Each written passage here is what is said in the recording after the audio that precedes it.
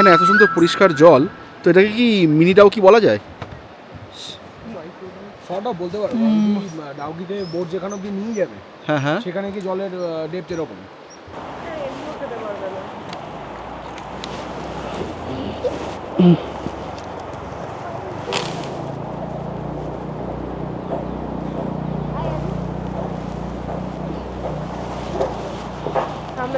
এটা পড়া ছিল, এটা পাড়া লেবু। আমাদের যেহেতু আজকেই পাহাড় ছেড়ে নেমে যেতে হবে সমতলে, এত সুন্দর দৃশ্য দেখেও যেন মন ভরছিল না, তাই দু চোখ ভরে দেখে নিচ্ছিলাম সমস্ত দৃশ্য এক এক ঝলকে। রাস্তার সুন্দর প্রতিটা বাঁক এবং পাহাড়ের ওপরের দৃশ্য যেন মন কেড়ে নেয় বারবার। চারপাশে সাধারণত ঘন জঙ্গল এবং শুধুমাত্র পাহাড় এবং পাহাড়। আমরা যতটা রাস্তা উঠেছি এবং যতটা রাস্তা নেমেছি, তার প্রায় 80 to 90% রাস্তাই সামনে এখন যেরকম দেখা যাচ্ছে ঠিক সেই রকমই।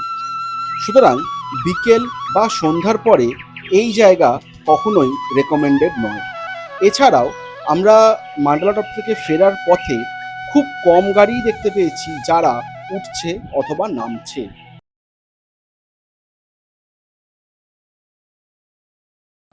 Good morning from Sangti valley. আজকে আমরা এখন আছি সাংতি ভ্যালিতে। আজকে আমাদের রোড ট্রিপের চলছে ডে 8, আর আমরা অলরেডি তাওয়াং ঘুরে নেমে এসেছি। তাওয়াং, বুমলা পাস সব কিছু ঘুরে আমরা অলরেডি নেমে এসেছি এবং এখানকার অল্টিটিউড অনেকটা কম তাওয়াংয়ের থেকে। তো এখানে এবার আস্তে আস্তে করে একটু গরম লাগতে শুরু করেছে। এতদিন আমরা ছিলাম প্রায় মাইনাস টেম্পারেচারে, আর এখন সেটা ওই 4-5 সকালে, বিকেলে, সন্ধ্যেবেলা, রাত্রিবেলা মোটামুটি 1-2-তে 2-3-এ নামছে। তো এই হচ্ছিল আমাদের হোমস্টেটা। এইটা ছিল আমাদের হোমস্টেটা, যেটা আপনাদের কালকে আগের দিন অলরেডি দেখিয়েছি।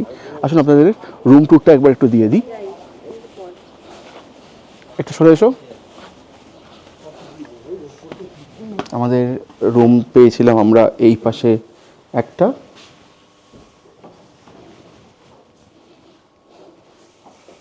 তো এইখানে আমাদের গাড়ি পার্কিংয়ের জায়গাটা পেয়েছিলাম এবং জায়গাটা সিনিক বিউটির দিক থেকে জাস্ট দুর্দান্ত।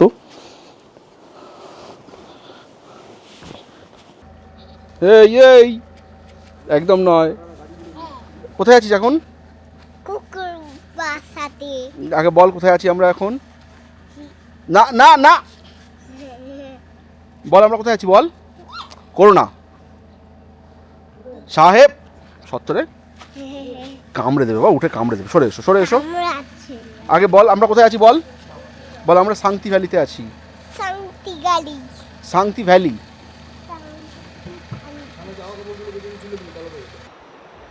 নদীর পাড়ে এরকম একটা জায়গা করা আছে যেখান থেকে নদীটাকে উপভোগ করা যায়। জাস্ট এই ভিউটার জন্যই দিরাং থেকে আমাদের প্রায় 12 কিলোমিটার ভেতরে আসা।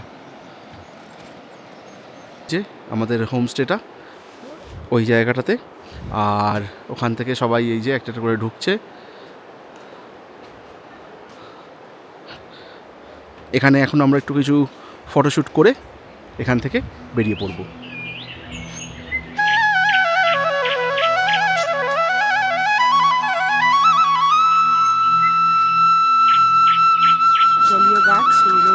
এখানে এত সুন্দর পরিষ্কার জল, তো এটাকে কি মিনি ডাউকি বলা যায়? শর্টও বলতে পারো। ডাউকিতে বোট যেখানে অব্দি নিয়ে যাবে, হ্যাঁ হ্যাঁ, সেখানে কি জলের ডেপথ এরকম। মানে এইটুকুই এরকম। হ্যাঁ, ওখানে জলে নামতে দেয়। শুরুর দিকটাতে জলের ডেপথ অনেকটা, তারপরে মোটামুটি তোমার 100-150 মিটার বোটে করে নিয়ে যাবে, দিয়ে গিয়ে যেখানে নামাবে সেখানে এরকম। হাত দিবি না, আমি তো আর হাত ধোতে পারছি না। জল একদম পুরো কাঁচের মতন পরিষ্কার। আমাদের ট্যুরে তো ডাউকি লিস্টে আছে, কিন্তু ডাউকিতে গিয়ে যে আপনাদের কতটা পরিষ্কার জল দেখাতে পারবো জানি না। তো পরিষ্কার জলটা এখানেই দেখে নিন, ডাউকিতে মনে মনে অ্যাড করে নেবেন।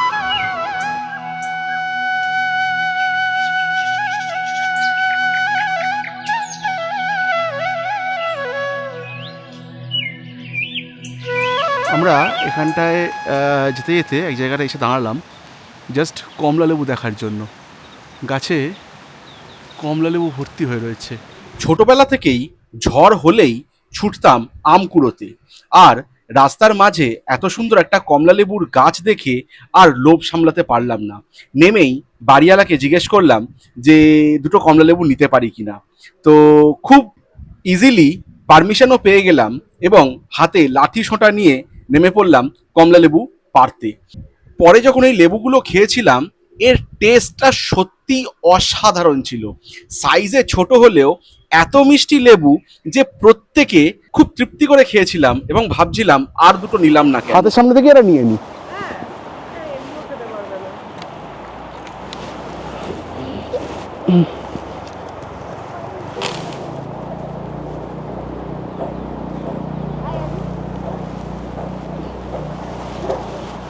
সামনে এনে দেখো। এটা পড়া ছিল, এটা পাড়া লেবু।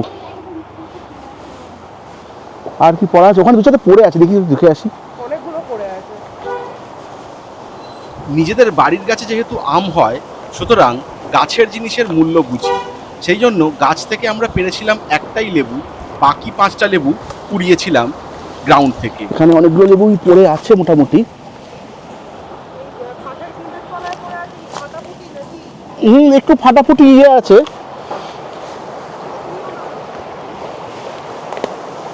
পড়েই তো আছে, আমি তো পাচ্ছি না। এই না,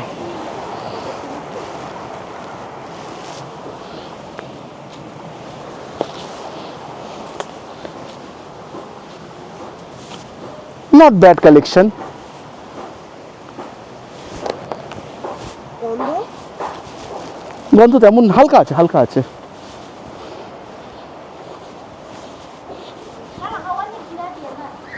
तोड़ के एक ही लिया हूँ। बाप रे की ठंडा। चलो 6 जन का 6টা লেবু।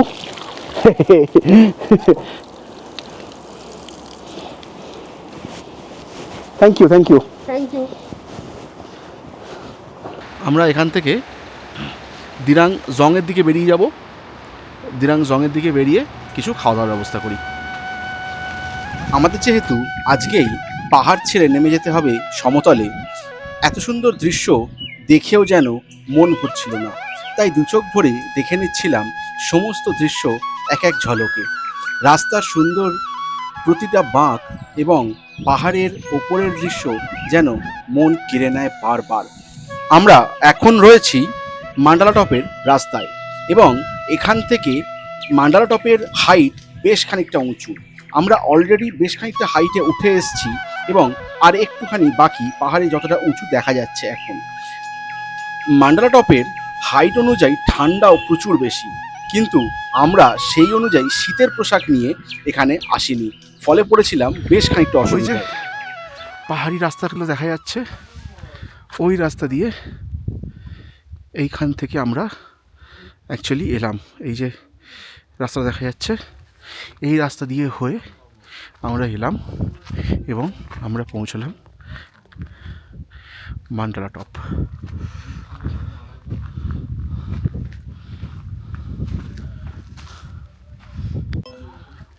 আমরা এসে পৌঁছলাম মান্ডালা টপে। এখানে 108টি মানে বানানো আছে। মানে অর্থাৎ এই এক একটা ছোট ছোট স্তূপ। এই ছোট ছোট স্তূপগুলো এই পুরো জায়গাটা জুড়ে গোল করে বানানো হয়েছে এবং এই জায়গাটাকে ঘিরে এই পুরো জিনিসটা রয়েছে। এর ভেতরে ঢোকার তেমন কোনো ব্যবস্থা নেই।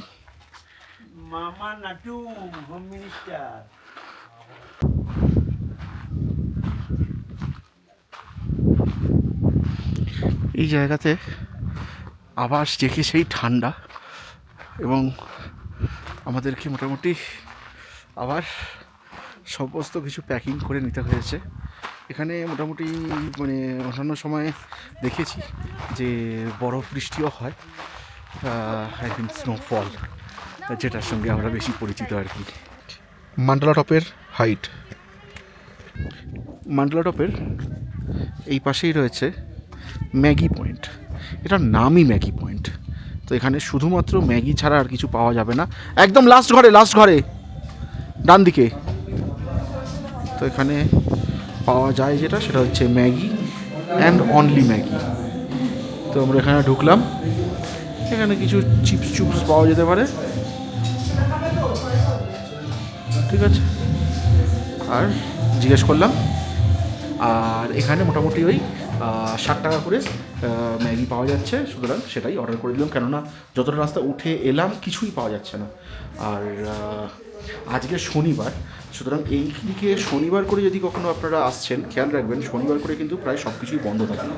এবং এখানে শনিবারে যদি ট্রাভেল করছেন, মানে আমরা ব্রেকফাস্ট ঠিকভাবে পাইনি শনিবার বলে, এবং যেখানে ছিলাম শান্তিতে, শনিবার করে থাকে মেনটেন্যান্স ডে, এবং এই মেনটেন্যান্স ডের জন্য শনিবার করে সারা শান্তিতে থাকে পাওয়ার অফ। এখানে হিটার পেয়েছে, লোকজন এখন হিটারের জন্য লাফালাফি করছে। সকালে জ্যাকেট খুলে চলে এসছে, বললাম জ্যাকেটটা পরবে, ও এটা খাবার জায়গা, এটা খাবো। হ্যাঁ, নরম লাগছে। টেবিলে বসে গেছে। এদিকে আয়, ওখানে বসে আছিস কেন? এসে গেছে আমাদের ম্যাগি। কেমন খেতে ঋষভ? ভালো। যে মহারাজ খাচ্ছেন ম্যাগি, আস্তে করে, সাবধানে, গরম।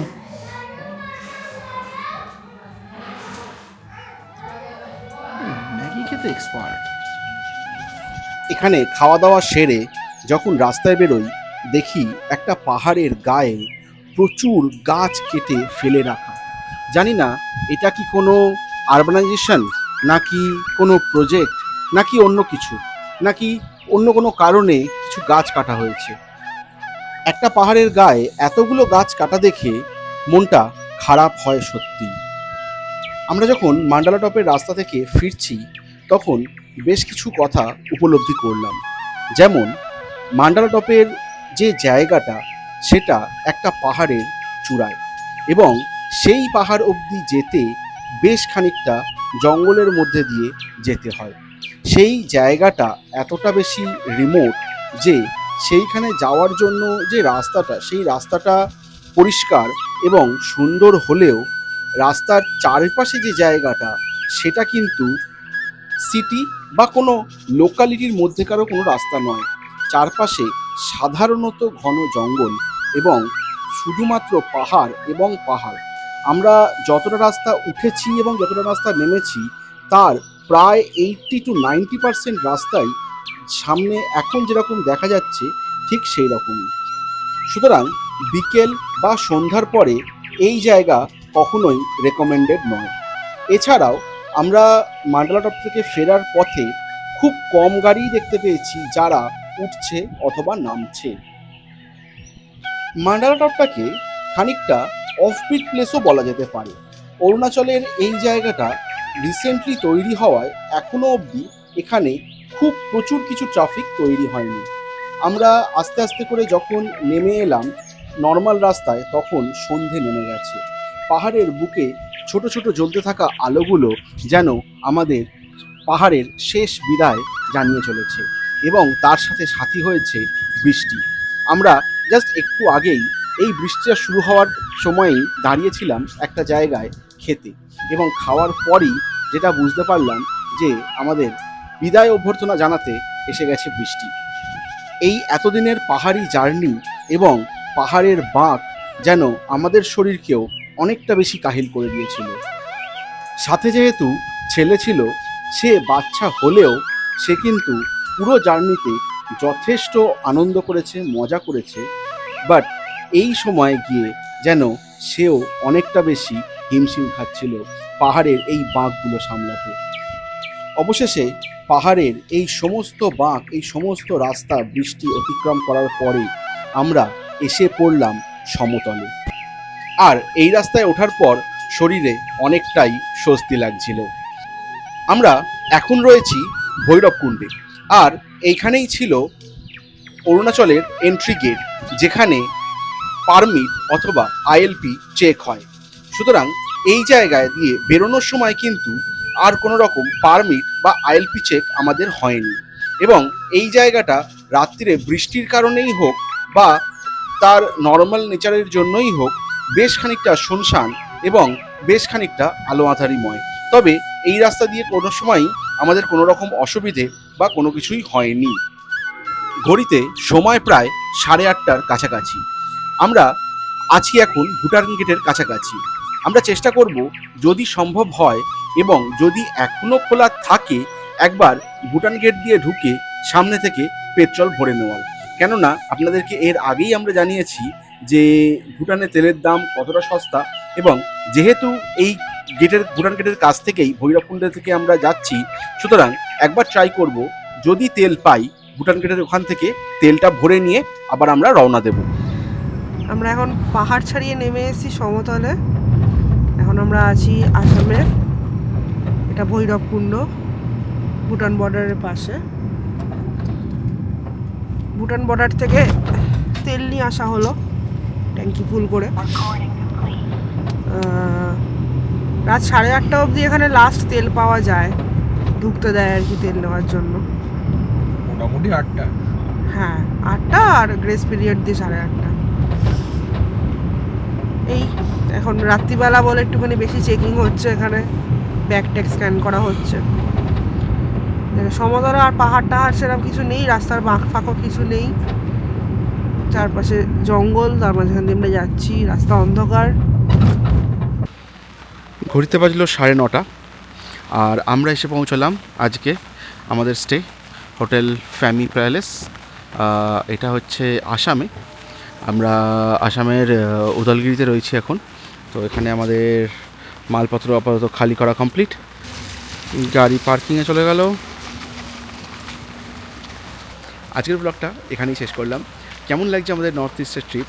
আমরা শান্তি ভ্যালি থেকে আজকে এখানে এসে পৌঁছলাম আসাম, আর আপনাদের সাথে শেয়ার করছি আমাদের প্রতিটা মুহূর্ত, যে আমরা কেমনভাবে ঘুরছি এবং তার সমস্ত ইনফরমেশান, যেরকমটা আপনাদেরকে অঙ্কিতা খানিকক্ষণ আগে বললো।